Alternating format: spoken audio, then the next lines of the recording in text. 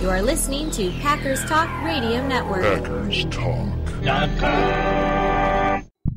Eddie Lacy, Mike Daniels, Gilbert Brown, Don Barclay, Micah Hyde, your Green Bay Packers, yesterday's legends and today's superstars.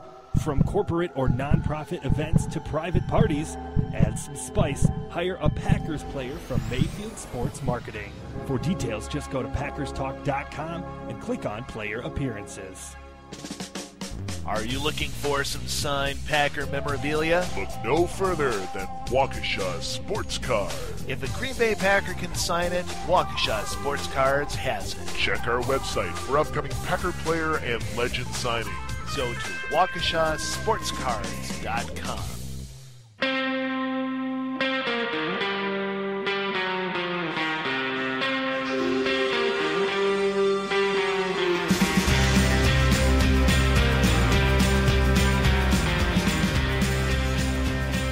What's up, Packers fans? Welcome back to the Pack to the Future podcast.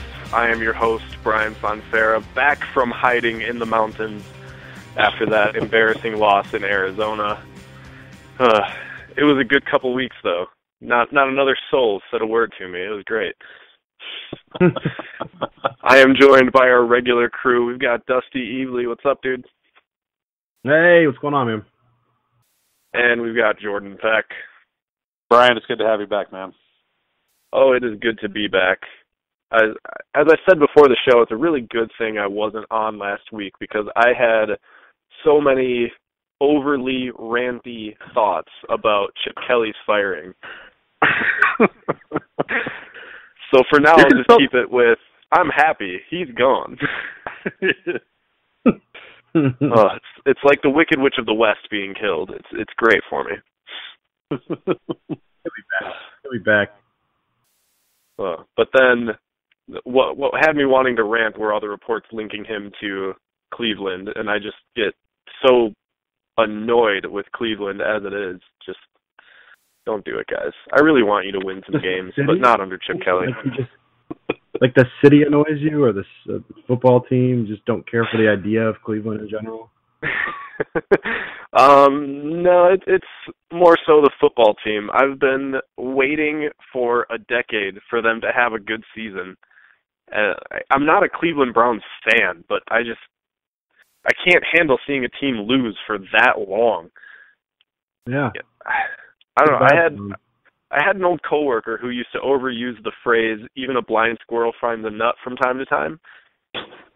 Like, where is their nut? Why can't they find just one? Whatever.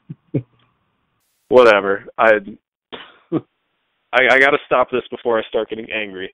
They had Joe Hayden for a while. So I mean, there's your nut. Mm-hmm. You get excited about quarterback. Joe Hayden. Probably better than Johnny Manziel. Better than Johnny Manziel and Brandon Weeden and Joe Hayden doesn't go to Vegas before getting his concussion looked at. Right. So. Oh man, I do have to admit my favorite football jersey in the world is that guy who bought a Tim Couch jersey and has just been crossing off the name of each quarterback that has started a game since, and now it goes like down to his shins. Oh, it's brilliant. I love it. He probably thought he was in good shape once Derek Anderson made it to the Pro Bowl. He's probably like, I thought he was in good shape with Tim Couch, man. Didn't we all? I mean, yeah. Yes. I don't know. Maybe he'll come back. I don't know. All right. There's always time. There's always time. All right. Let's get to the Packers football, and let's get the NFC North Division Championship loss out of the way so we don't have to talk about it ever again. We can just delete all records of it. Ugh, that was an annoying one for many reasons. But I'll let somebody else talk for a minute. Jordan, give me your positive and negative from this game. My negative for this game is the main man, the quarterback, Aaron Rodgers. He started playing again. It was another case where fourth quarter started making some plays, but it was the same thing where the Vikings were making it easy and he was making the throws. But for a big game and for the big moments, Aaron Rodgers did not show up. And it's certainly surprising to see it happening this much in one season, particularly in these big games, for him to completely be, out of the picture in the Cardinals game and even this game against a defense that does not compare really with what the Cardinals have going. It's frustrating, slightly depressing to see him play the way he does when we know what he's capable of. That's the big thing. Is we know he's so much better than this. And in such a big game where we could have given ourselves a lot bigger advantage going into this weekend, he just didn't come up in the clutch. That's my negative for the game. You could go a lot of different ways, and you guys will bring up yours, but that's definitely mine. My positive, which goes back to last week, the guy I said that really needed to step up in order to give us a chance was Clay Matthews, and he did. Again, he was all around the ball, making a lot of big plays, having an impact. It was the performance that we need from him week in, week out. It's the performance we need from him coming up this weekend and throughout the playoffs if we're going to have any chance of making a run. He's got to be the guy on defense to be making the plays. He can disrupt the quarterback. He can be locking down the running back, making tackles in the backfield. He's the guy on the defense that can do that. He did it against Minnesota a lot more effectively than he'd done it against Oakland or Arizona. So that was a pleasant surprise. So it was a shame to see our defense play the way that it did against Minnesota, holding Bridgewater to under 100 yards, holding Peterson to a very conservative output, and still not come out with the victory. It's very frustrating to me. So those are my that's my positive with Clay, negative with Aaron coming out of that Vikings game.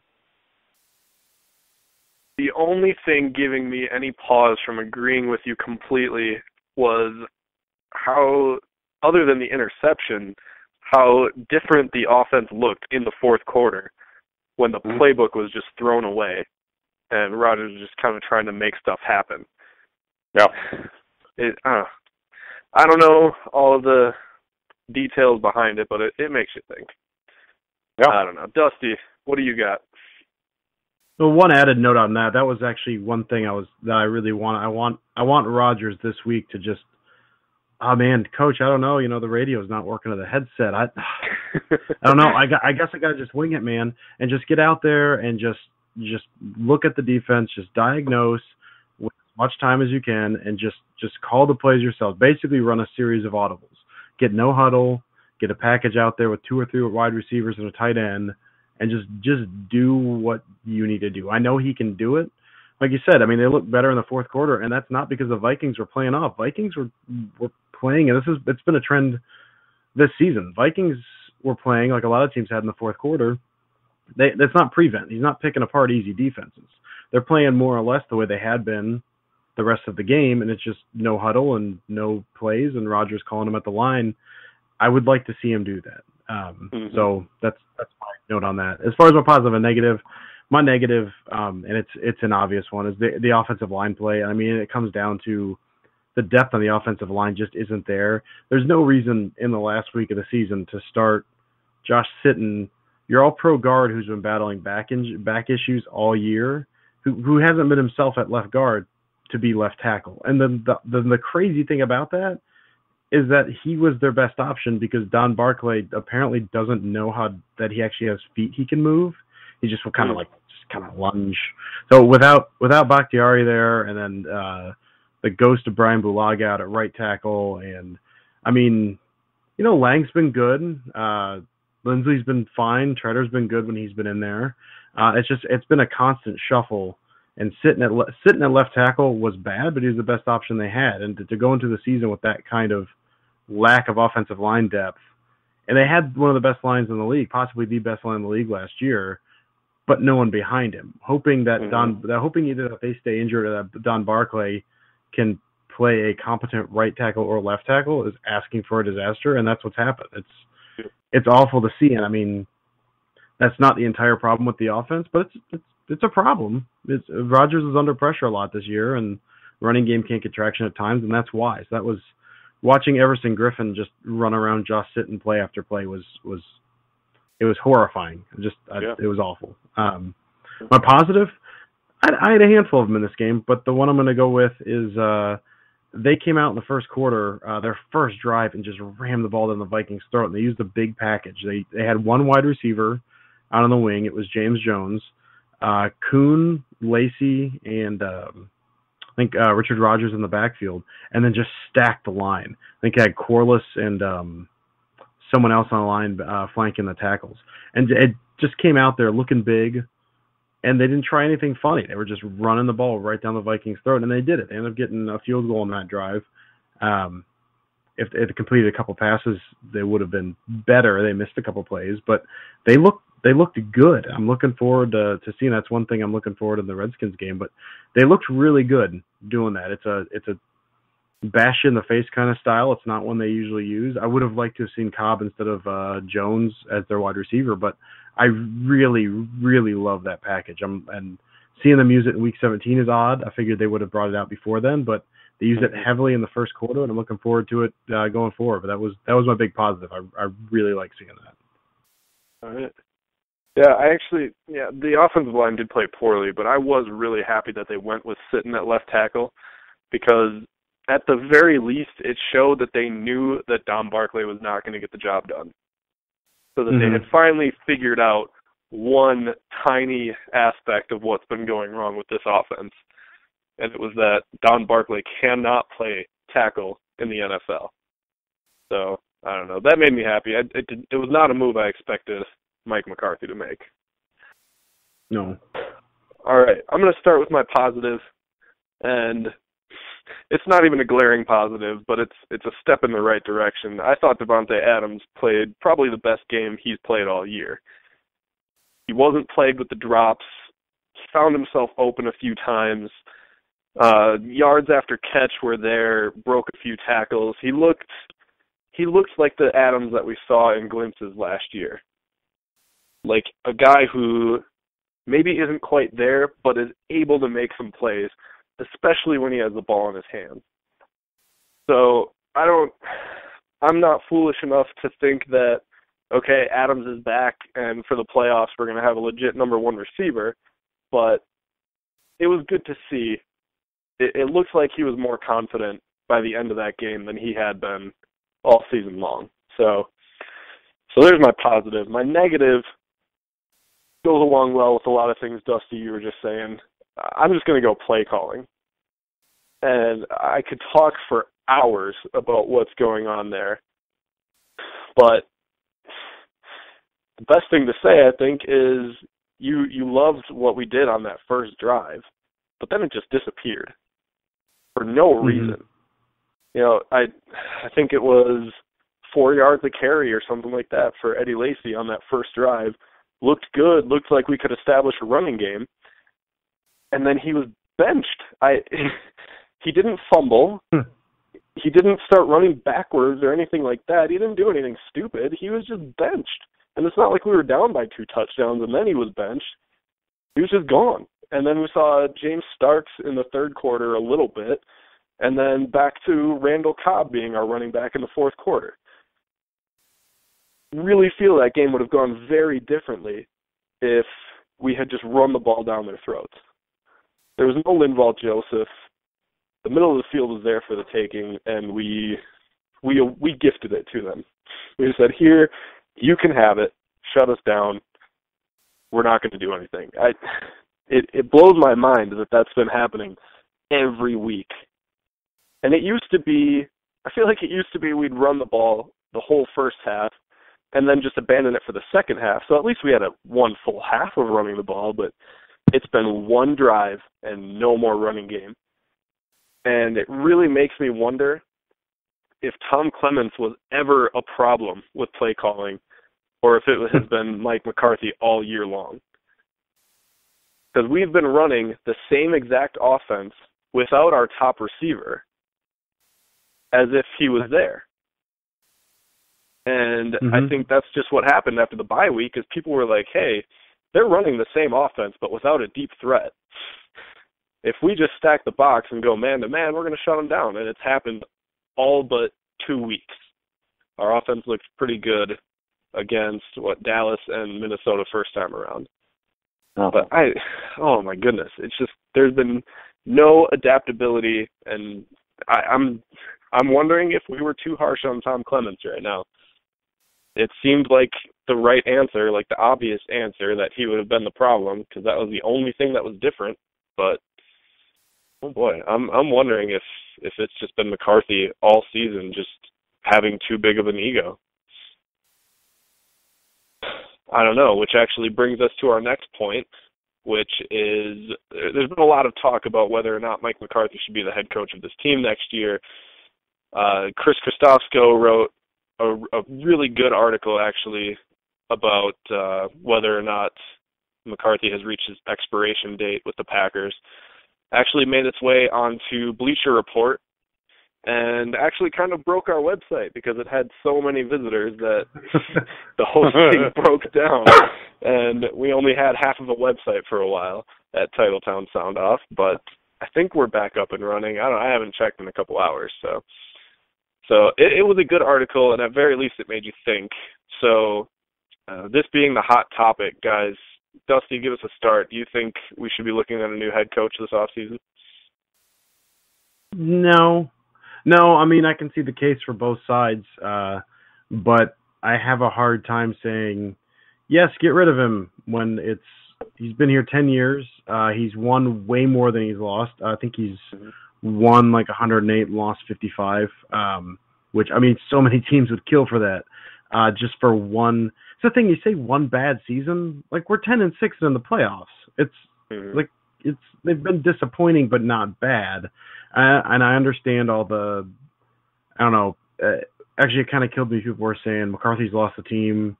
Everyone hates Rodgers. And then they had games where they won, and then everyone was going crazy and they're hugging each other. And like, I don't think players show that passion if they've lost each other. So even that point doesn't really hold up to me. If there was like a huge candidate out there that I thought would be, yes, get that guy. But I mean, I look and I don't know, it's all question marks. Maybe someone will be good, like Hugh Jackson's up. He's done really good things as offensive coordinator everywhere. His one season in Oakland, the offense was great, and then he like went crazy and traded for Carson Palmer and gave up 2 first rounds and a second round pick. Not that he would do that again, but like I don't trust him, and he wouldn't have player personnel anything, but I don't know, that worries me a little bit. And then like Adam Gase has been fine, offensive coordinator. He's been good. The big thing about him this year that killed me was, hey, Jay Cutler didn't throw as many interceptions. Like he threw 21 touchdowns and 11 interceptions. He didn't have a great season by any means. Right. Jay Cutler just didn't throw 20 interceptions. Like it's just, right. So I don't know. To me, there's not really a candidate out there that screams get rid of McCarthy and hire this guy. So I'm all for giving him another year. If it persists with Jordy back and if there's internal problems, that's fine. Then that has to be considered. But I think having one subpar year where you go 10-6 to make the playoffs is not the time to fire your head coaches you had a lot of success under. Mm-hmm. Yeah, I agree. Aaron Nagler came out and said that people thinking that McCarthy needs to be gone is an absurd notion, and I don't think that it's quite that serious. I don't think it's absurd to think it. It's been a frustrating year, but at the end of the day, yes, we're 10-6, but not because of our offense. We have not won 10 games because of our offense. We've won maybe 2 games because of our offense. So, that's what Mike McCarthy's in charge of, and I just feel that after 9 seasons of top-notch offense and 1 of really bad, I think he's earned the right to get 1 year to try to fix it. If we come out and play this way again next year, I'd feel very differently. And I'll tell you right now, I'll feel very differently very soon. If we come out with the same performance on Sunday afternoon and just look flat and uninspired and nothing's changed. And then off season comes around and no offensive coaching changes are made and we just come with the same stuff next year, I'll be pretty mad. And I'll probably be on the fire McCarthy bandwagon. And it wouldn't even be affected by a good offense next year because it's not his offensive coaching that I doubt. It's his ability to think critically and make changes when they need to be made. He has proven that he doesn't do that, whether it's an unwillingness or an inability, I don't know. But the man, he has to realize that it's crunch time now. Aaron Rodgers is going to start entering his mid-30s, and there's no reason to think this team is going to win another Super Bowl under these two as things are right now. So things do need to change, but I don't think the head coach is the thing that needs to change right now. Jordan? No, it's remarkably risky for me to make that change this offseason. I mean, I agree with you guys for the most part. And Dusty was talking about it too. You got to have, if you're going to make the change, you got to have a guy that's like, well, this is the guy that's going to come in place of McCarthy. And you don't have Dom that. No, oh, there you go. Stole the words out of my mouth. He's ready for another go-around. He's ready. No. He is. He is. Well, Lovie Smith is available now. That's true. Yeah. That just broke. Lovie Smith out of Tampa. Yeah, Packer fans would love that. Yeah, right. It's not a wise choice. You can be emotional, and there's a lot of just emotional thinking on the part of Packer fans right now with the frustration of the way the season has gone. And a lot of it is warranted, but a lot of it can get a little bit overblown. And what you were saying, Brian, too, right? If we come out and do the same stuff next year, well, then yes, that's ridiculous. And we're getting to a point where we're not going to win another championship with this guy. And that's the whole goal of this team. That's the standard of the Green Bay Packers, is to win championships. Right. It's not to get to the playoffs. It's not to get a wild card spot like we got this year. This is not the standard. This is a below average season. We're 10-6. We're in the playoffs. That's great. That's not the standard for this team. That's not the standard, particularly with the talent we have, with the quality of quarterback that we have. That's not good enough. So this season was an off season. That's no questioning that. But to make a change like that this off season is ill-advised. But it's McCarthy needs to understand that he's got to make the adjustments, and you see it too. His in-game ability as a coach is still remarkably below average. His timeout usage in this Vikings game this past week in the second half. I mean, my goodness. We don't call that timeout, in my opinion, and I think others hold this. When we were down 7, we had 4th and goal at the 13. Kick the ball. We had 2 timeouts. Kick the field goal.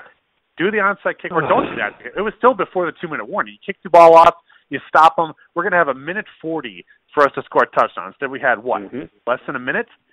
Yep. And with the way our offense worked, with a minute 40, that would have got us down to. We had 40 more seconds, probably get another first down or two, maybe get down to like 20 or even the 15 or 10-yard line to get some shots into the end zone instead of where we were at the 40-yard line. I mean, it's decisions like that that cost us potentially a home playoff game, and that's him. That's McCarthy. That's his decision, and that's been the case for a while. That has never been his strength. Long time. So that's long time, and it's never been his strength. So. These are all things that need to be thought about. I mean, Ted's got to be thinking long term. If this happens again next year, he's got to be like, well, we got to pull the trigger. We got to get somebody new.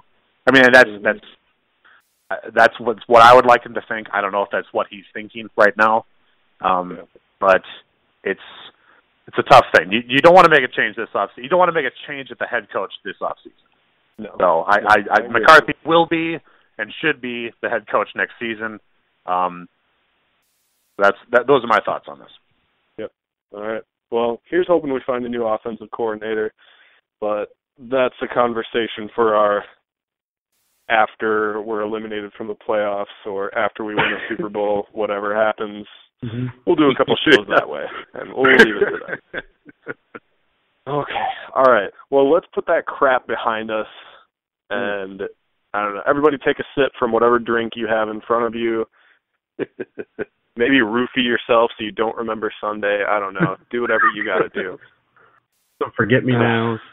Forget me. Oh, I was actually going to say that, but I wasn't sure how many people would get that reference. Oh boy. Only the cool ones, Brian. Only the cool ones.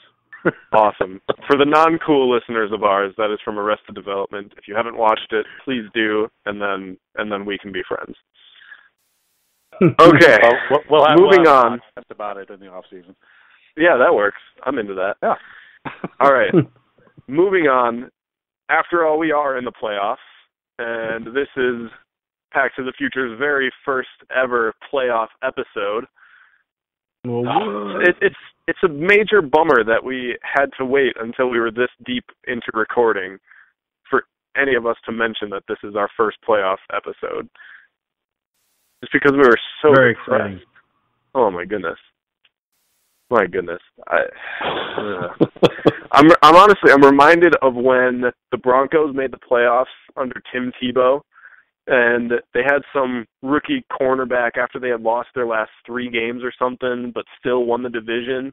And they get to the locker room, and some rookie cornerback is like, well, where are all our T-shirts and hats and stuff, man? And everyone else is just staring at him like they wanted to kill him. Oh, man. That's the vibe I get. All right. So, are you saying, Brian, you didn't buy an NFC Wildcard 2015 shirt? No, I did not. Believe it or not. Mine's going to be here Friday. Maybe we can be like the Colts and we'll put up a wild card champion banner up in Lambeau Field. Yeah, Circle of Honor right there, fella. Yeah. All right. We'll lose the game that we do that for, though, so that's not going to work. Oh, jeez. All right. So, joining us today, we've got Brian France of Hog Haven, the SB Nation blog for the Washington racial slurs. Brian, how you doing? I was doing a lot better till you guys started mocking the idea of winning a wild card. You know, this is our Super Bowl right now. I don't know. Difference in perspective, man. Tickets to this game sold out in 13 minutes. Did they really? Yeah, that's awesome. Oh my goodness. Well, that's what happens when you're run by Dan Snyder instead of Mark Murphy. Or just, anything. Not even anybody, anything. All right, so before we start talking Redskins-Packers, I want your very quick opinion on the team name Redskins. Racist or not, Brian? How do you give a quick opinion on this?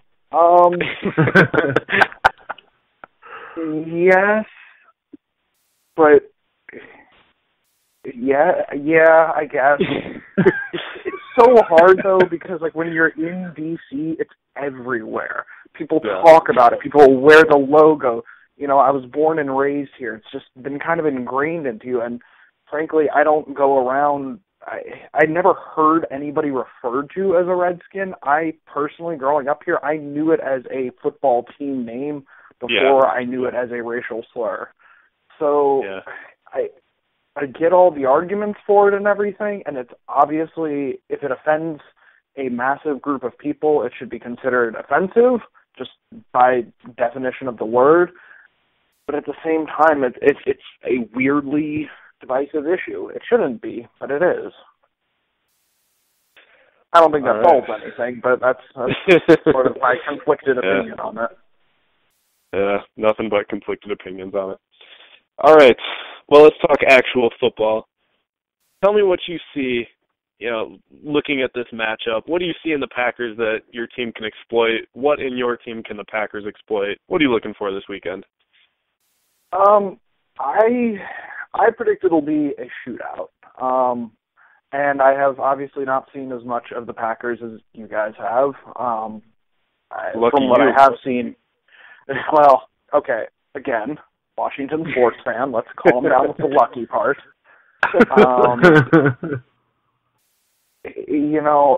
Aaron Rodgers has not had a good season by his unbelievable standards, but by his unbelievable standards, I mean, a bad season is still a pretty damn good season. Right. Kirk Cousins, as I was telling you guys, Kirk Cousins has he set almost every Redskins passer franchise record with a season that barely cracked the top 10 in the 2015 NFL passer ratings in terms of yardage, in terms of touchdowns. Completion percentage was the only one where he was really elite in. This is with a receiving core of Deshaun Jackson, Pierre Garçon, Jordan Reed, running backs of Alfred Morris and Matt Jones, a good fullback in Darrell Young. There's a lot of talent there. And, yeah, the Redskins are always bad, but they do have some really good players. Trent Williams is, an all-pro left tackle. So it's really tough to say. I think Washington should be able to exploit Green Bay's defense, but I fully expect Aaron Rodgers to put up a vintage Aaron Rodgers game, throw for 300-something and 3 touchdowns. Maybe an interception, but even that, I think that'd be asking a bit much from the Redskins defensive backs. We signed Kerry Williams yesterday. Oh man, I was predicting a Packers win until Kerry Williams signed. And I was like, forget that. Lockdown. Oh my goodness. To be fair, he probably could lock down Devontae Adams. It basically just comes down to whoever Bashaud Breeland is not covering. I expect that person to have a massive game. Terrence Williams, in a meaningless Week 17 game, Terrence Williams, hold on, I have it here, it's the exact numbers, 8 catches on 9 targets for 173 yards. Are you kidding me? Oh boy. From Kellen Moore throwing the ball. Kellen Moore had like 400 passing yards. Oh boy, I hate that guy. And so the funny argument to me is people are, especially Redskins fans, are we're like, oh yeah, well we were barely playing any of our starters. We were playing most of our bench. Not with our defensive backs. Our best defensive back is Bashaud Breeland, and he played almost the entire game because everybody else was hurt. These 2 players get injured in the middle of the game that are out for the remainder of the season, however short and pitiful it might be. Is D'Angelo Hall still a thing? I don't even know. D'Angelo Hall is a thing like 3 weeks a year, and so you just happen to get him this year. He's a safety now. I don't know if you got that memo. He's sometimes a corner. Mostly he's just kind of there. The last thing I remember hearing about D'Angelo Hall was a few years ago when he was really upset with his Madden rating, thinking that he should have been like a 99 and everything. Dude, don't you have a job to do? What do you... Kinda. I mean, when you're the best defensive back on a terrible secondary and you're at best a slightly above average defensive back at that point in your career, do you really have a job to do? I suppose not. Yeah, it's kind of a travesty of a team, really. Yeah. And we are so excited that we finished 9-7 and snuck into the playoffs in just a horror show of a division. I was actually kind of hoping that the winner of the NFC East would finish 8-8 or worse, just because I love watching people get so upset about a 7-9 or 8-8 team host a playoff game. People just get so twisted. Oh yeah, and I all around town. I mean, like I said, Redskins dominate media. We have 3 other major professional sports teams. We have a hockey team, a baseball team, and a basketball team. And no matter what, Redskins dominates everything at all times of the year. And it's just constant discussion over the past week or so leading up to the game against the Cowboys about, should we play all the starters? How much would it mean if we were to be 9-7 instead of 8-8? Would that silence the critics? Do we need to keep the momentum going? And just, I hear, just out of the peripherals, every other successful franchise, with the exception of the Houston Texans, every other team in the playoffs is just sitting there going, are these guys for real? Like, they're debating about whether they need to beat Kellen Moore to get into the playoffs or to get to a winning record. It's ridiculous. The thing that kills me about the DC talk is like your other franchises are relatively successful. I mean, the Nationals have underperformed a little, but the Wizards have been good, and they got some good teams out there. That's what I never get to love the Redskins. They've got good teams out there. Capitals are the best team in hockey right now.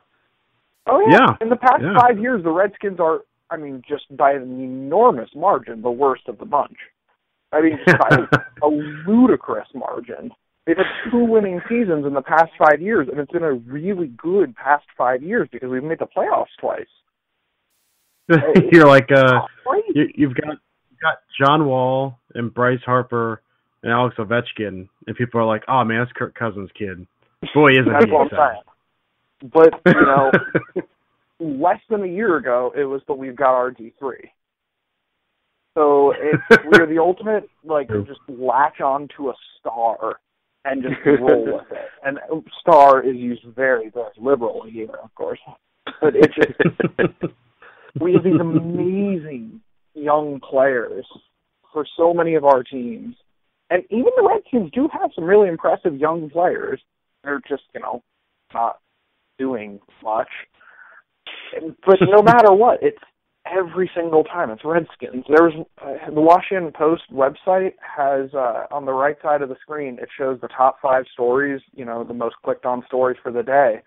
And for the sports section, it's become sort of an ongoing joke that at any time of the year, you can pretty much look at that section, and 4 out of those 5 are almost guaranteed to be Redskins stories. It can be March, and there's nothing going on in the NFL. There's nothing going on with the Redskins except for whatever controversy they're involved in this time. The Capitals will be winning. The Wizards will be winning. The Nationals will be starting spring training. 4 out of the 5 top stories are the Redskins. Just like, I don't know, Deshaun Jackson sent a funny tweet or something. This is what I'm saying. You guys are all bummed out that you had another successful season and snuck in the wild card. Over here in D.C., I was born in 1991. I was born 52 days after the Redskins won their last Super Bowl. Oh. That was also the last championship for a major American sports team in D.C. And again, we have 4 of them. 3 of them for most of that time. This borders on Cleveland territory in terms of sad sports town. And we are ecstatic about this.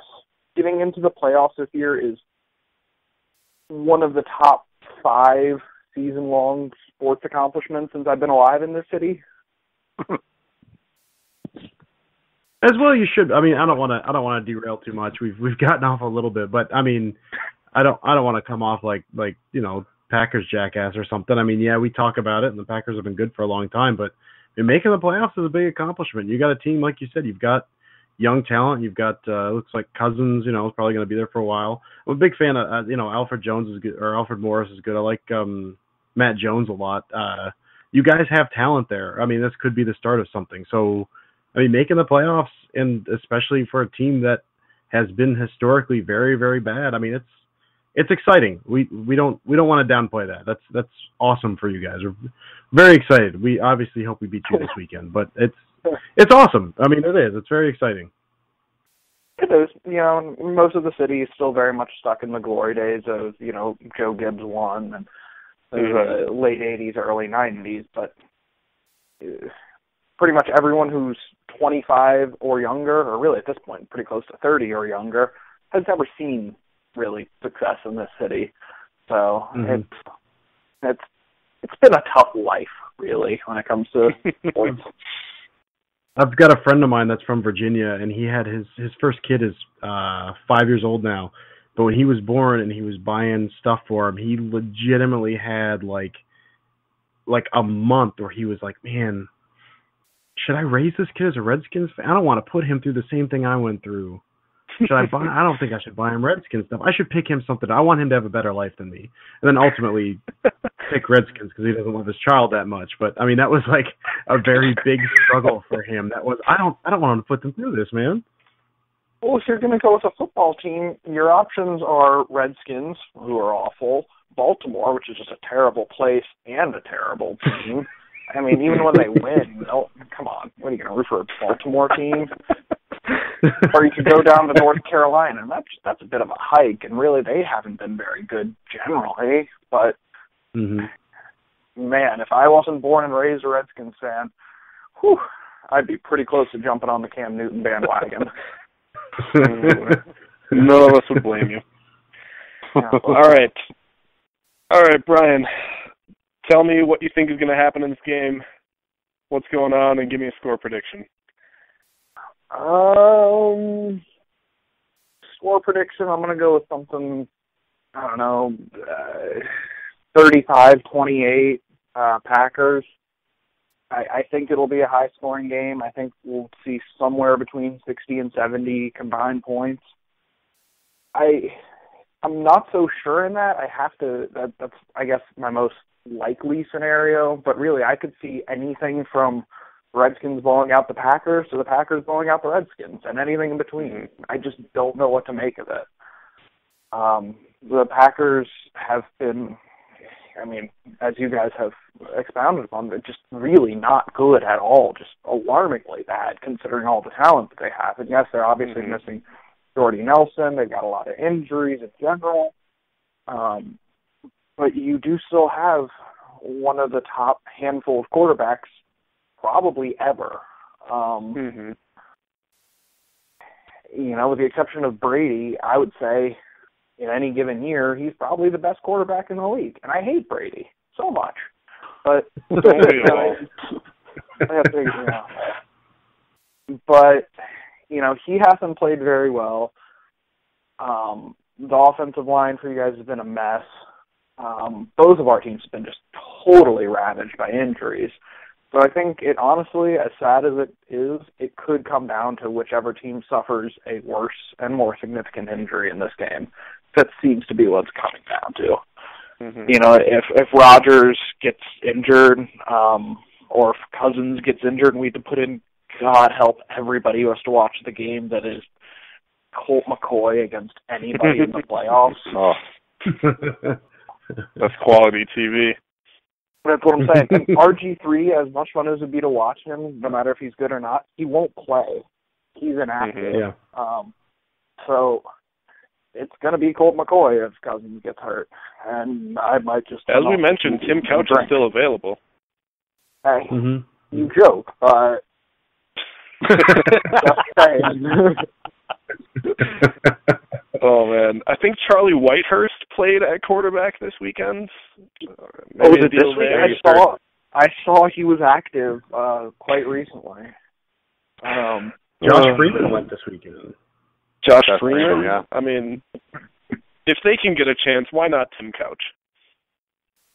I mean, Trent, you got Trent Dilfer, Super Bowl winning quarterback, just dropping dimes at ESPN. He's ready to go. He'd be ready to go. We should take him in his suit. I'd be totally good with that. Don't even strap on the pads or helmet. Just walk on out there. Have whichever quarterback Denver decides they don't want this week. That would be right. Well, they have a bye week. They don't need either. Yeah, true. And that's really not to bash Kirk Cousins. I won't go into too much longer because I have been kind of ranting here. But Cousins has been.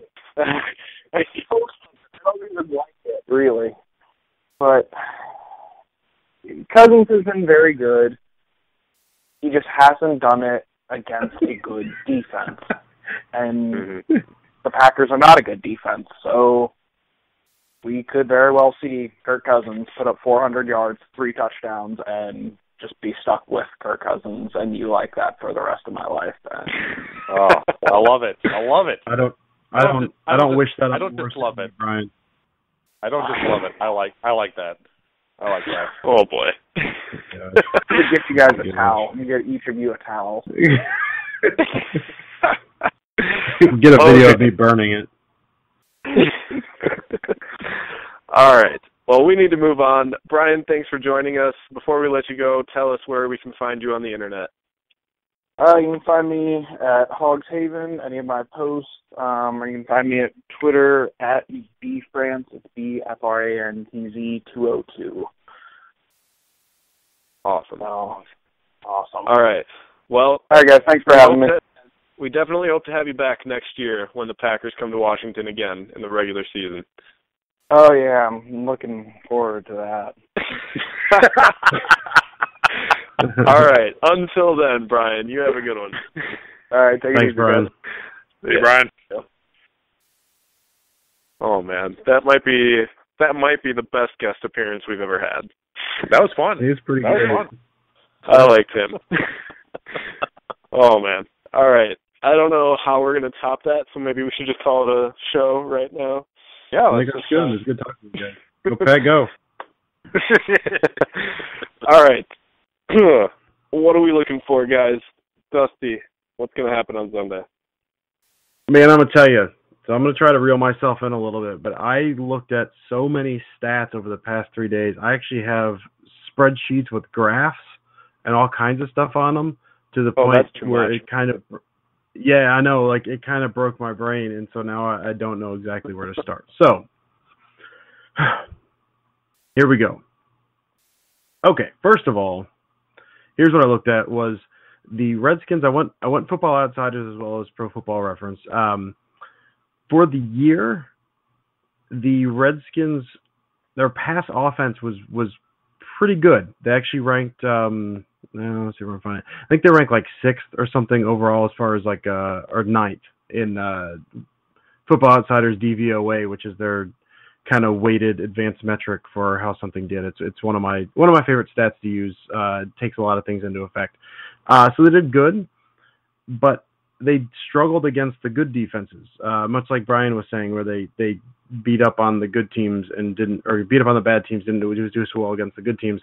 They played 3 teams in the top 9 of defense, and they didn't throw for over 200 yards in any of those games. Their highest passing yardage was 191, even with their passing game as the whole really good. The Packers have, according to Football Outsiders DVOA, the 6th-ranked passing defense in the league this year.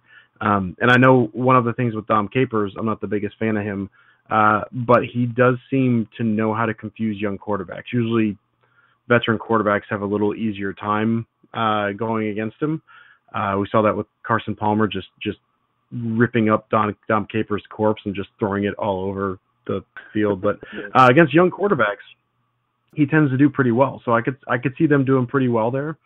And then as far as everything else, let's see, where do we go? So if I'm looking at Packers offense versus Skins defense, so if we're looking at that, for the season, the Packers offense was ranked 11th, and the Washington defense was ranked 21st overall.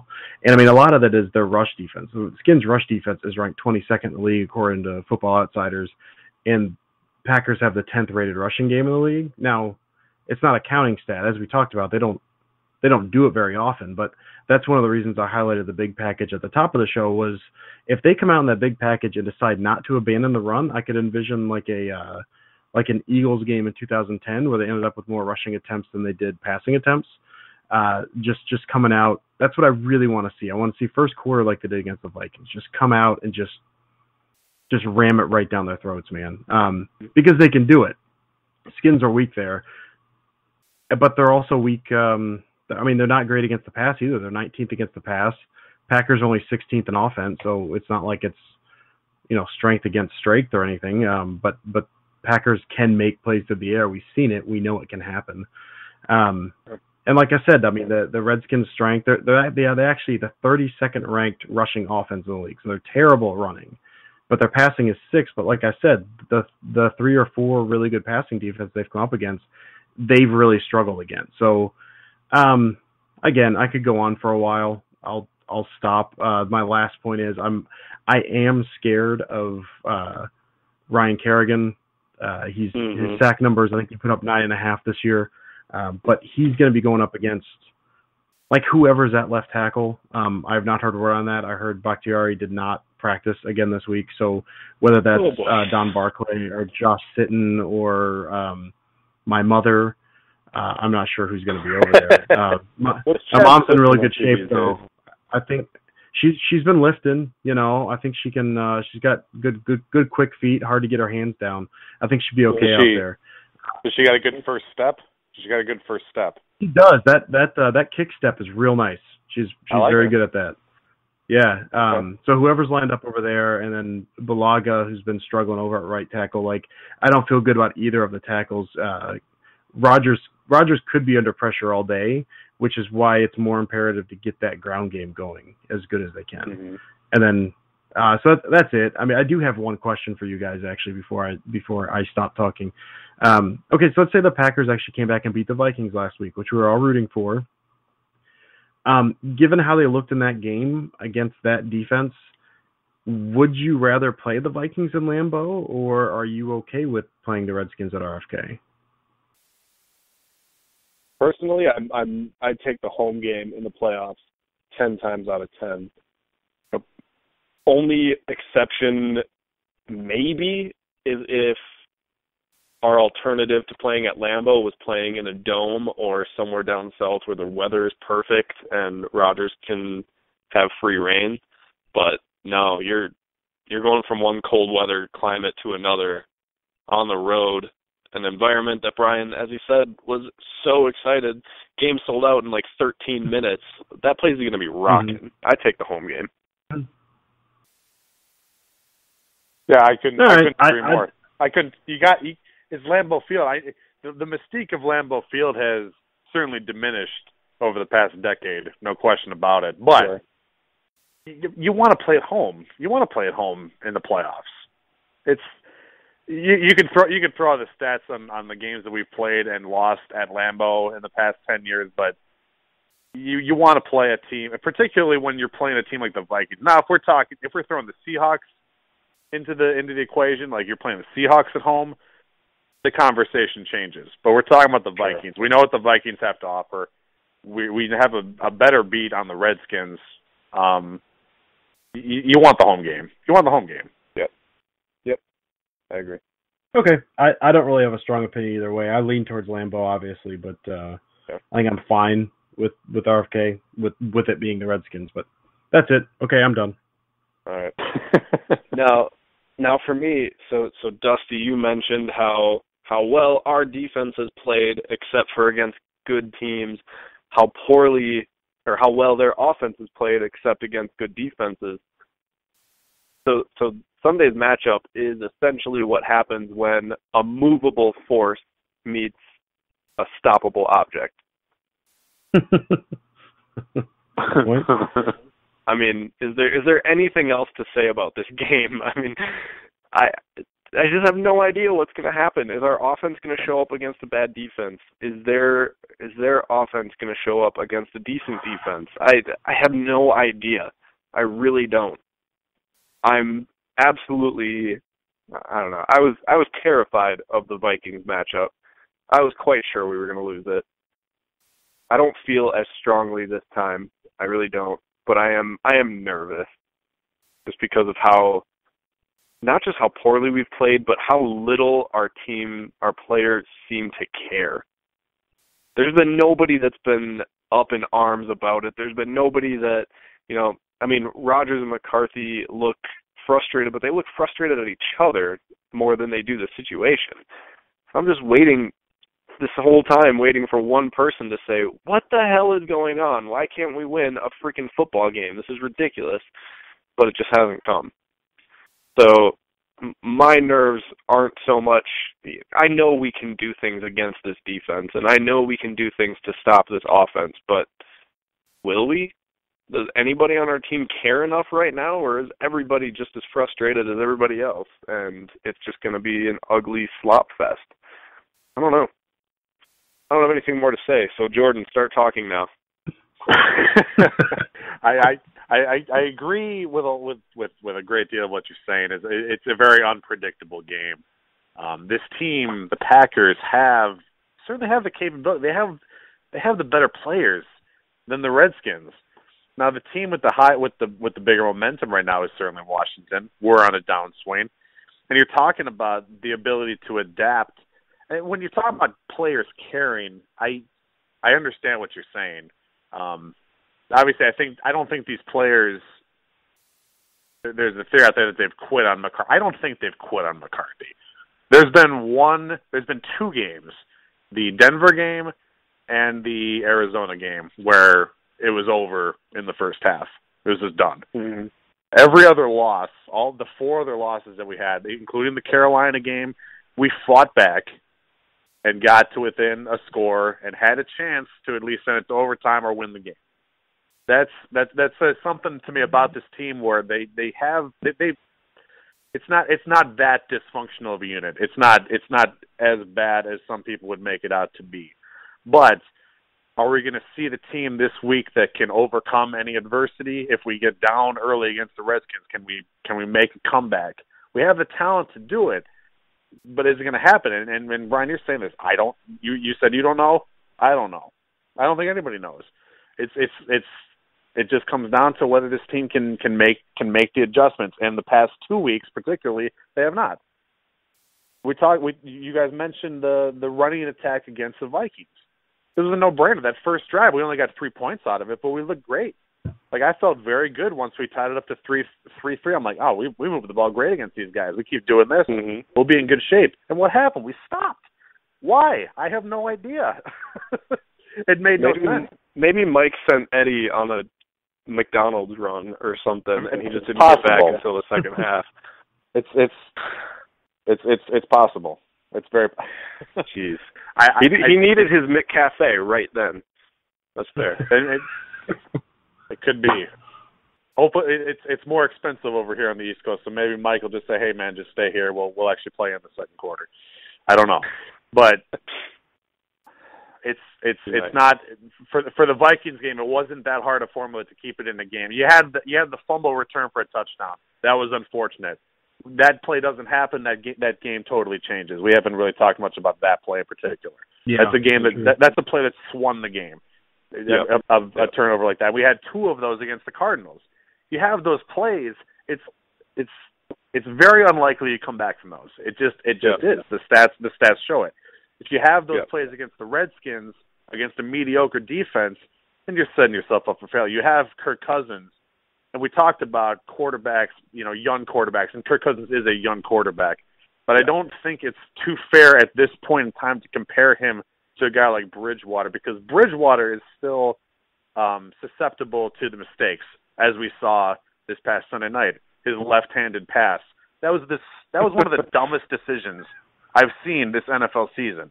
What is phenomenal catch by Micah Hyde, by the way. Phenomenal catch by Micah Hyde, but to make that throw was remarkably dumb. I don't see. Thought it was Brett Favre for a second. I do not see Kirk Cousins making decisions like that. We can get up in his grill. We have the capability of getting in his face and forcing tough throws. He's not going to make decisions like that, though. So he'll take a sack. He'll take the sack. If he's going to make a couple bad throws into coverage. Most quarterbacks do. Carson Palmer did against us, and he's an MVP candidate. Right. It's going to happen. You have to take advantage of those situations, and we need to do that on Sunday. Will we? I don't know. I'm not optimistic about it, but we're capable. It depends what team we're going to get. Yeah. All right. Well, let's get those score predictions. Dusty, kick us off. We had Brian already pick the Packers, 35-28.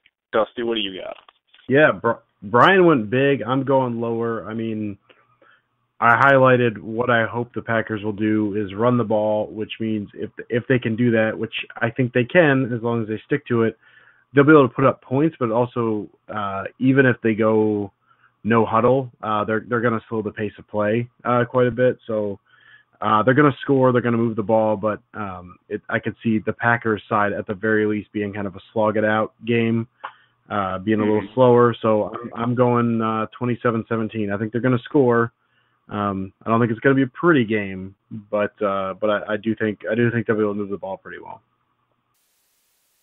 All right. Well, I'm going. You said not a very pretty game. I'm going straight up ugly and picking 23-16 Packers. Now, I have to say, I was very close to picking the Redskins. I was kind of going back and forth depending on the day until I saw those freaking towels that they're going to give out to the entire crowd that said, "You like that." Mm-hmm. And I can't morally pick the Redskins to win this game when they're going to give out those towels. I just can't do it. So I don't know. I still have no idea who's going to win this game, but I know that I cannot pick the team that's handing those out. Although, to be fair, the Packers marketing department made all of those Get Loud Lambeau signs and put them all over Lambeau even after we lost the division championship and had to go on the road. So if anybody wants to go to Lambeau Field this weekend and just scream a little bit, you're well within your right. Hey guys, here's a question. Get Loud Lambeau better or worse than G-Force? It's G-Force better. They're both way worse. They're both horrible, but G-Force is awful. G-Force had that song, man. Oh my God. Oh my goodness. If we lose by 2 or more touchdowns, I'm just going to increase our pain next week. And next time we have a show, our intro is going to be the G-Force song. Oh, don't do that. People want to listen to us, man. You just better hope we don't lose by 2 touchdowns or more. All right, I don't even remember the G-Force song. Oh boy, I'm gonna play it for you later, and you're gonna regret saying those words. It's gonna be Brian singing the G-Force song. Oh, I'll see that. I want to hear that. I could never. All right, Jordan. So far, we're 3 for 3 picking the Packers. Are you gonna continue that? I apologize to say that I'm not. I'm not. You're done. That's it. You're fired. I'm off the show. Pack your bags, dude. That's okay. All right, use your words. I'm not super I'm not confident. We've talked about the things that the Packers need to do, and we've talked about them the past couple of weeks. Establish the run game, all stuff that we're capable of doing, and we don't seem to do it in these big games. And I'm not. I don't see it happening again. We've heard of the discord even this week. And while I'm not sure this is a long-term issue. I think this is not something you overcome in 3 days. I'm not confident in the game. I'm picking the Redskins to win. I'm picking them to go 21-13 over the Packers. I can see there's the potential of the scoring points. I don't think we get anywhere close to 30. I don't know where that's coming from. With the way this offense is played, even if they play any considerably better than they played against the Vikings, there's no way this team touches 30 points. They'd be lucky to get maybe 21 or 24. But I'm shooting below that. I think they get in the 13 to 17 range. But I'm picking Redskins 21-13. Prove me wrong, Green Bay. Prove me wrong, Packers. I'm watching Sunday. Prove me wrong. All right. Well, we'll see. They haven't been really in the business of proving people wrong lately, so we'll see. All right. True. Let's move on, and normally we do our biggest upset and our lock of the week, but we only have 4 games in total to choose from this week, so we're just going to pick all of them. And let's stick with the NFC, and then we'll hit the AFC. So we have Seahawks at Vikings. Guys, what do you feel about that? Jordan, kick us off on that one. Oh boy. I mean, the obvious thing when people saw this selection per game was that Seahawks are going to roll. I don't see it being as big a blowout as people make it out to be. This Vikings defense is going to be much better, much healthier than they were the last time they played Seattle. The first time they played, it was a case of Seahawks playing great and the Vikings doing everything in their power to make that game a blowout for the Seahawks. I don't see that happening again. Do I see the Vikings winning this game? I don't think so. I don't think they can quite get it done. This Seahawks team is playing too well right now. I don't think it's as much of a blowout as people are predicting. It's supposed to be cold there. It's tough to just put up crazy offense when they have adverse conditions like that. So I'm going to go, give me Seahawks 24, Vikings 20 in that game this weekend. All right. Yeah, I agree. They had their blowout this year. I see the Vikings showing up for this one. I'll be cheering for the Vikings in this one. And yeah. I don't think any of our division rivals have ever won the game when I was cheering for them in my entire life. So, having said that, I'm going to go Seahawks 27-20. Dusty. I'm going Seahawks big. I mean, they rolled them earlier, but then, I mean, even beyond that, because that was back in week 13. Seahawks have been just on a roll. I mean, after a slow start, they've been rolling. And you talk about Kirk Cousins the way he's finished the season. Like Russell Wilson, since week 11, has thrown one interception. One. On fire. Absolutely on fire. Like it's preposterous. And I mean, he's been playing. I mean, the list of defenses is less than stellar. It's the Niners, the Steelers, Vikings were good, Ravens, Browns. He threw his pick against the Rams and the Cardinals. I mean, the Cardinals are very good. Vikings are good. Rams are decent. Not as good as they were to start the season. But, I mean, still, we talked about that before the show. To go on a run of, say, 4, 5, 6, 7 games, even against the worst defenses, throwing no interceptions is ridiculous. So, since week 11, one interception, that's ridiculous. They've been getting better as the season's gone on. The defense that struggled early has been looking, if not as every bit as good as they have the past few years, not far below it. Offense is humming to get Marshawn Lynch back this week. I mean, and we just watched the Vikings. Like, that defense is good, but that defense isn't like knockout good. And that offense can be good when they get rolling, but if they shut down Peterson and they force Bridgewater to throw into the teeth of that defense, which I think they're going to have to do, he threw 91 yards against the Packers, and the Seahawks have a better defense than the Packers do right now. So I don't know. I don't see a scenario in where the Vikings don't lose by less than 2 touchdowns. Like, I think it's going to be like, I don't know, 30-10 or something. Like, I think it's going to be ugly, and it's going to get ugly real quick. Fair enough. All right, moving on to the AFC. Let's start with Kansas City at Houston, which I don't really know what to make of totally. But, Jordan, what do you got? I mean, it's not even guaranteed that I'm going to watch the game. I'll be completely honest with you. if there's something else, if there's a good episode of Chopped on the Food Network, I might snap that one on. But with this game, with as hot as Kansas City has been, I have a strangely good feeling about the Texans winning this game. I don't know if it's the home field advantage. You got J.J. Watt making big plays in this game. I can see the Texans pulling this one out. I don't see it being pretty. You have two. If Alex Smith is clearly the better quarterback of the two, but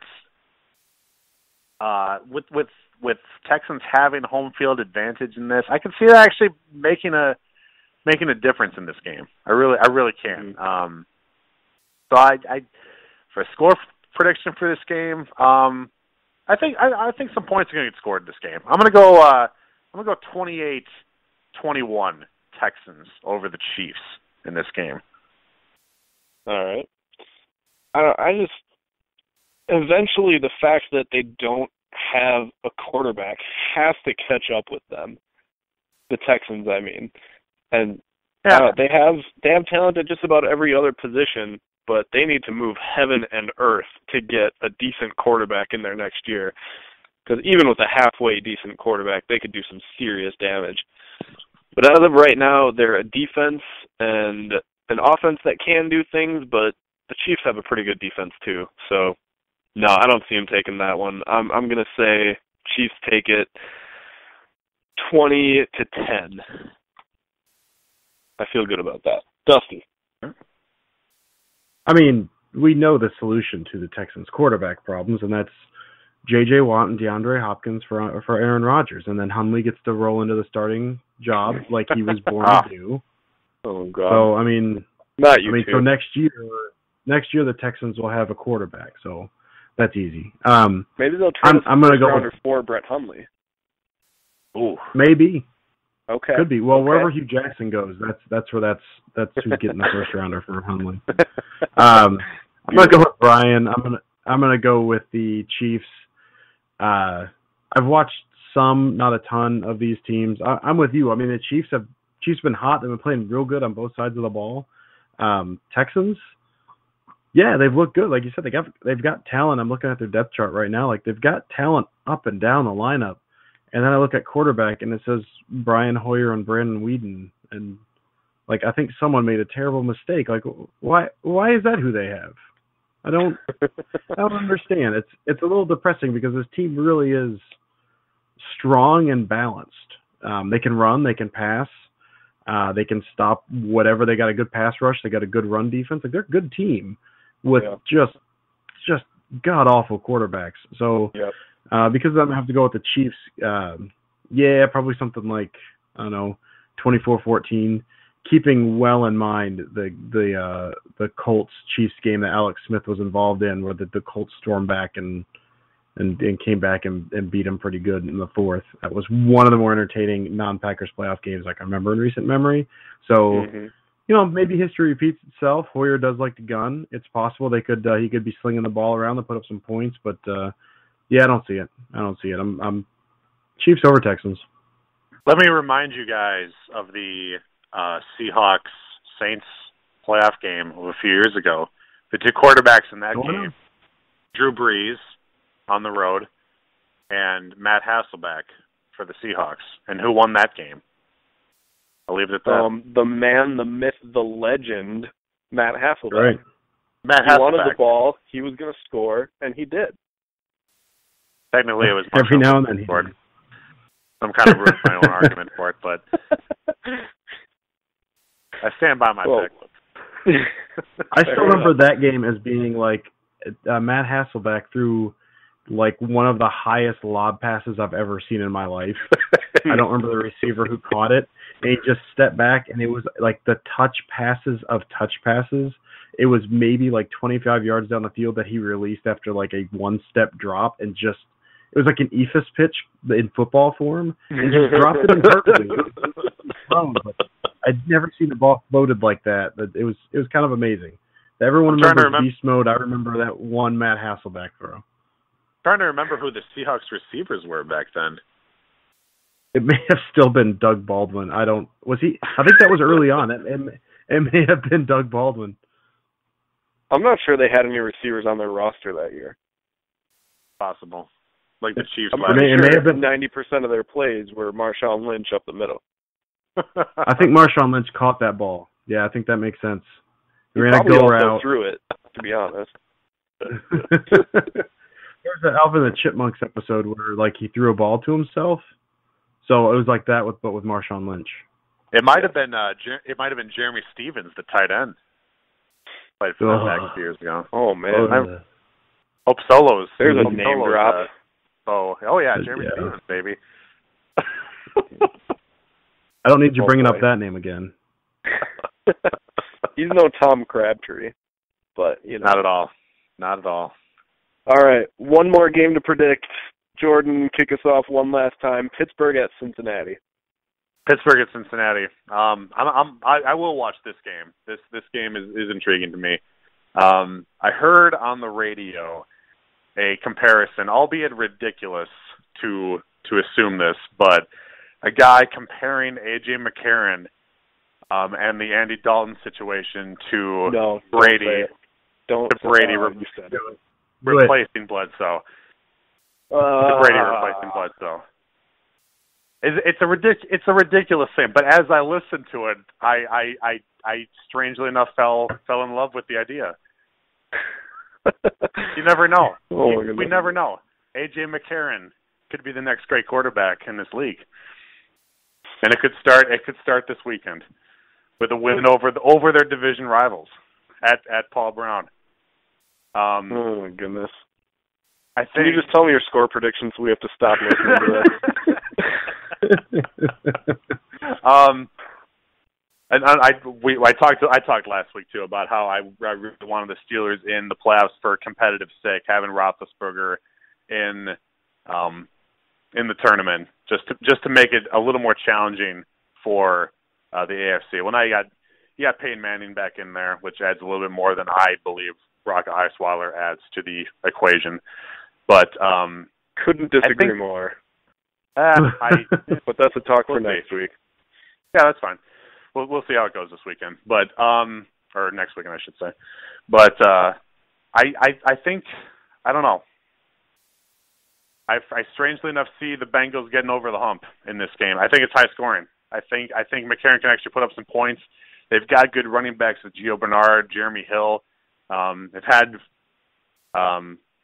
seasons that were not up to the expectations of what people know they can produce. But I think this can be a high-scoring game. We know what the Steelers are capable of with their offense. Antonio Brown, probably the best offensive player in the league this year. The guy's a weapon. Mm-hmm. He's unbelievable. Mm-hmm. But I see both teams putting up points. I think the home field gets it. This is a big game for Cincinnati. They've been way little brother to Pittsburgh for a long, long time. There's a big opportunity. They've fallen flat many a time. I see it changing this weekend. I'm going 31-28 Bengals over the Steelers. I would maybe pick the Bengals if I knew Andy Dalton was going to play, but Pittsburgh just has too much for me to pick A.J. McCarron to win a game against them. And, they already won, as we've discussed all season long. They've already won a couple of Super Bowls with all of the games that Andy Dalton already won. So they have no pressure. Pittsburgh is out there for a Super Bowl. Pittsburgh will take this one. I have no idea what the score will be. 24-16. How about that?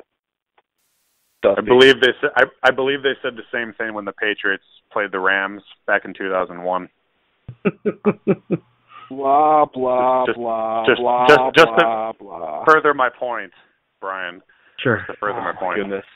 I thought you finished talking. Oh, my goodness. Please, Dusty, say words now. First of all, short list of Seahawks receivers that caught passes in that game. Oh, Brandon Stokely, Mike Williams, the former Lion, Ben Obamanu, who I think is the one who caught that pass. Is that the USC Mike Williams? That's USC Mike Williams. Yeah. Oh, wow. Yeah, he had a career resurgence there for 2 years, and then remembered he was terrible and then dropped off. Mm-hmm. But he had a couple of very good years there. To round it out, Golden Tate, he had one catch. I think that was his rookie year. And my favorite, Ruvel Martin. Oh, anyway, no way! Oh, he caught one pass for 15 yards in that game. I always thought he was going to be very, very good. As it turns out, I'm a very, very poor judge of how good a player is going to be. Wow, that's great. Yeah. Yeah, that was fun. Okay. Man, so I said last week that I picked against the Bengals, and the reason was A.J. McCarron, and then I said, if he proves me wrong this week and they win, I have to stop picking against them. Well, then it's this week, and then apparently I don't care what I said last week because I was dumb last week. Steelers over Bengals, and that's what I'm going to take. And this isn't even fully a McCarron thing because he's played surprisingly well in the games he started. I think, was it the Steelers game that Dalton got injured, I think, and then McCarron came in and he looked bad, and they lost. I think the Steelers ran over them. But his start so far, like, he's looked good. I always hated him in college because, Alabama quarterback, and he's got like a face like a rotted bee's nest, like he just pay money to kick, I hate his face. He's got that stupid like chest tattoo, like a Bible verse or something that's just huge. It's all over his chest.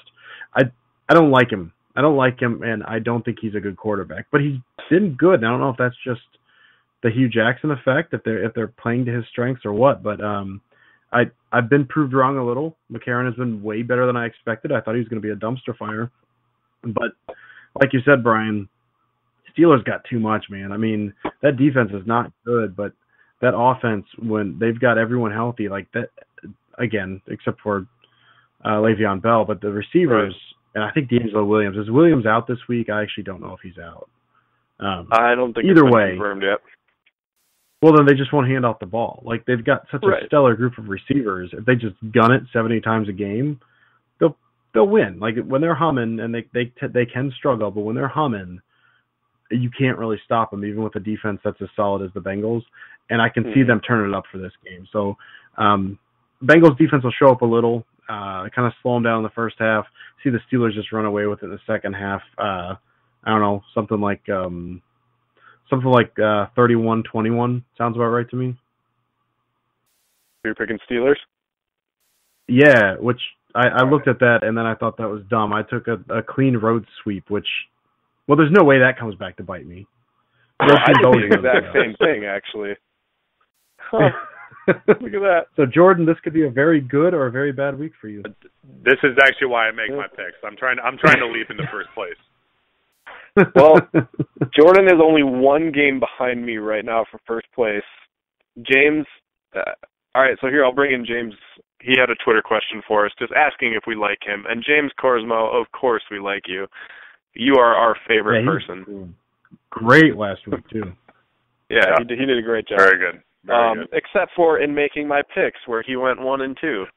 So, James, yes, for the record, thank you very much, but I got words for you, bro. we told him to make bad picks because it was going on your record. Just to let you know, we pressured James into making bad picks. Perfect. All right. Well, then I got words for you guys. All right. Well, fine. So I'm 11-7. Jordan's 10-8. Dusty is 9-9. So basically, Dusty is a coin flip. Yeah. Yeah. Fine. Sounds about right. But Jordan, we picked 2 different games this week, so there might be a change. I don't know. Yeah. I always assume that you're wrong. All 3, I think, isn't it? Or wasn't just 2. Oh no, that's right. You picked the Redskins too. All right, the only game we picked alike is the Seahawks. Okay. That's right. So. Well, I know that Dusty cannot possibly pass me because we picked all 4 same games. But I don't need to be faster than Bear. I just need to be faster than Jordan. Well, Jordan just said that A.J. McCarron is the next Tom Brady, and he's clearly not handsome enough to do that. So, no, Jordan, your time is done. That's it. Do not misquote me. That's the words I heard as well. I thought the idea was interesting. I don't know. I heard him say that whatever. I digress. Mm-hmm. All right, let's close out here. In 3 years, when A.J. McCarron has 2 Super Bowls, you'll remember this day. On that day, Jordan, I will kiss your ring. All right. Very good. All right. All right. Final thoughts. I thought it'd be kind of fun to bring up our favorite conspiracy theories that we've heard, or your favorite that you made up on your own. So, Packers-related conspiracy theories on why they've been so bad. Jordan, go first. Brian, this one is just for you. I'm making this one just for you. Neat. Aaron Rodgers, these past couple games, has been turning the ball over intentionally. We're talking the interception against Oakland, again in the goal line. We're talking the fumbles against Arizona. We're talking the interception, throwing the ball to Jones in the end zone against Minnesota. Okay. All because he's trying to prove a point. He's trying to tell Ted Thompson and the Packers brass that I want Chip Kelly calling the plays for the Packers next season. Oh my God, I hate you so much. Oh my goodness. I wouldn't even know what to do if we hired him. I really don't. I don't know what I would do. I'd be so conflicted. We'd be running 90 plays a game, man. Fastest offense in the game. Oh my goodness. Mm-hmm. What I would probably do would be, I'd be so pissed off that on week 1 I said, screw the Packers, I'm going to watch the Vikings instead, and then I watch them get their asses kicked and be like, oh yeah, that's why I'm a Packer fan, and then I'll come right back. Oh God. Please don't do it. That would be just the worst hire. Oh my goodness. I couldn't think of a worse set of coordinators than Dom Capers and Chip Kelly. Oof. I mean, Chip Kelly and okay. Ray Rhodes? Ray Rhodes still around? Or? I believe he's still alive, if that's what you're asking. Okay. No, let's get that Chip Kelly and Rob Ryan. That's the duo I want. I love it. All right. Eating like po' boys on the sideline. All right, Dusty. First of all, if Jordan's theory is correct, that means this game is ending with a frantic comeback in the waning seconds. Aaron Rodgers on the 30, drops back, locks eyes with McCarthy on the sidelines, throws a bullet pass right at his forehead, just like Jonathan Moxon of West Canaan High School. And then walks off the field before the ball drops. And that's how the Washington game ends. So if your theory is correct, we're gonna find out this week whether that's actually correct or not. Jordan, I'm very excited.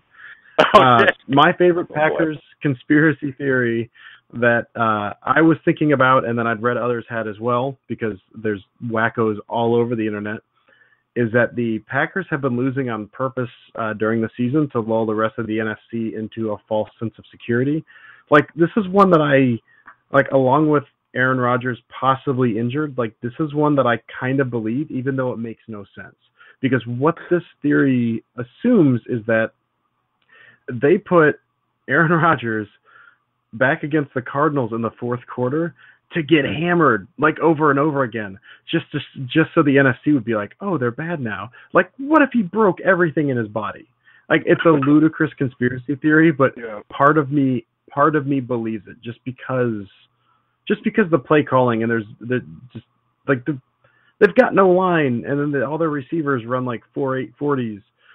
The James Jones' favorite route that he runs 50% of the times is just jogging slowly in a straight line downfield.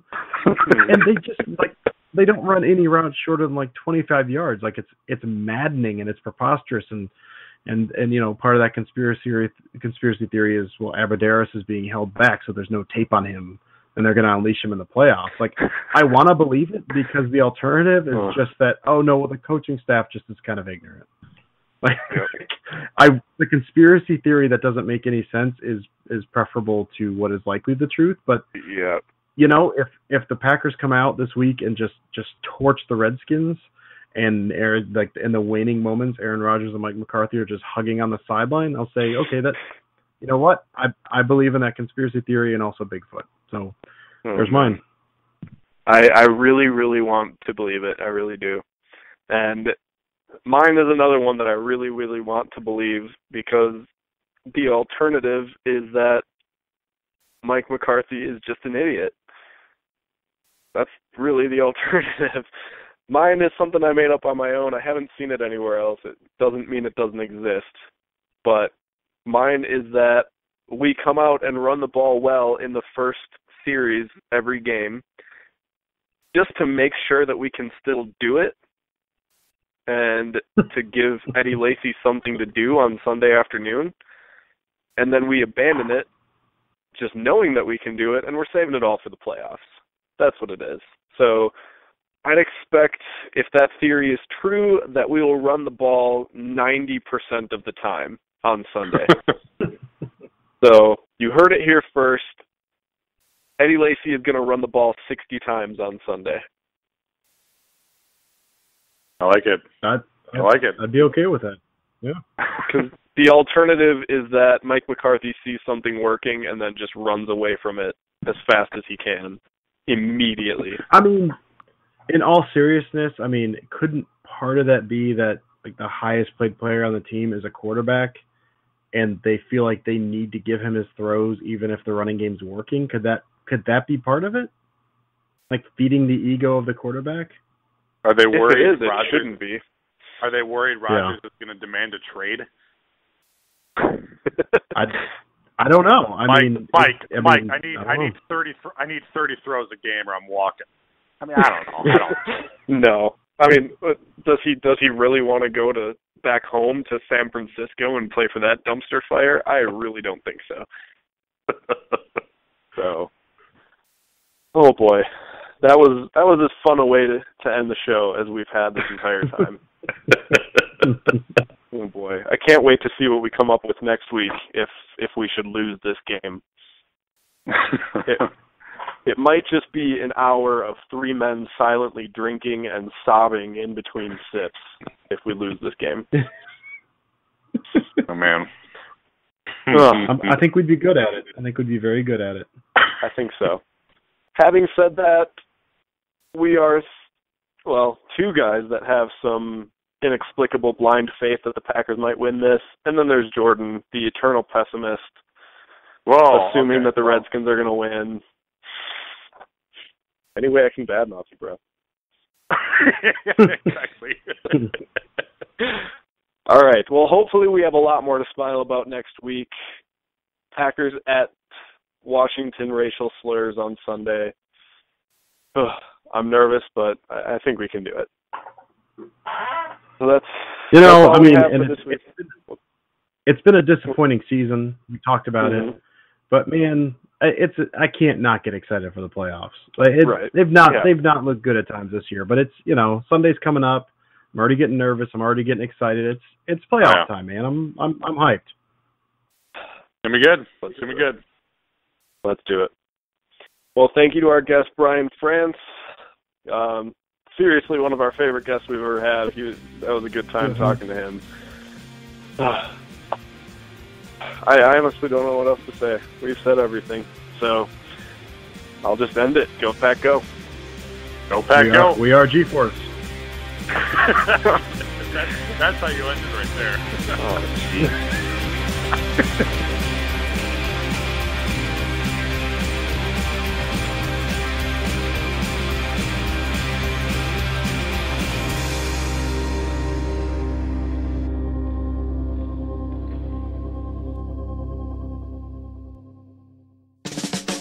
Are you looking for some signed Packer memorabilia? Look no further than Waukesha Sports Card. If a Green Bay Packer can sign it, Waukesha Sports Cards has it. Check our website for upcoming Packer player and legend signings. Go to WaukeshaSportsCards.com. Eddie Lacy, Mike Daniels, Gilbert Brown, Don Barclay, Micah Hyde, your Green Bay Packers, yesterday's legends and today's superstars. From corporate or nonprofit events to private parties, add some spice, hire a Packers player from Mayfield Sports Marketing. For details, just go to PackersTalk.com and click on Player Appearances.